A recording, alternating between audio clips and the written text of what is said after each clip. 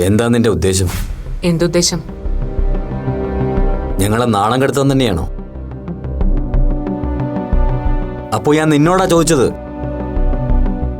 എന്റെ ഉദ്ദേശം എന്താണെന്ന് ഞാൻ അച്ഛനോട് വ്യക്തമായിട്ട് പറഞ്ഞു കഴിഞ്ഞതാ. എന്റെ ജെൻഡർ ഐഡന്റിറ്റി എന്റെ സ്വാതന്ത്ര്യമാണ്, എന്റെ അവകാശമാണ്. എനിക്കിഷ്ടപ്പെട്ട ജെൻഡറിൽ എനിക്കെന്റെ ജീവിതം ജീവിക്കണം. നോ, അത് നടക്കില്ല, നടത്തില്ല.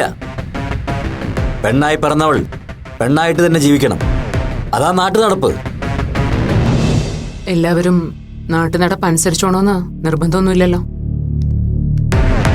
നിർബന്ധമുണ്ട്. എല്ലാവരുടെ കാര്യമൊന്നും എനിക്കറിയണ്ട. പക്ഷെ എന്റെ മകൾ അങ്ങനെ ആയിരിക്കണമെന്ന് എനിക്ക് നിർബന്ധമുണ്ട്. അപ്പോ അച്ഛൻ സ്നേഹത്തോടെ പറയാണ്, നിന്റെ ഈ വേഷം കെട്ടിലൊന്ന് അവസാനിപ്പിച്ചൂടെ?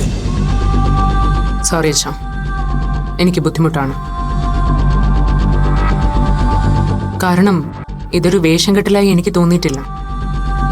പെണ്ണായി നടക്കുന്നതാണ് വേഷം കെട്ടലായി എനിക്ക് തോന്നുന്നത്.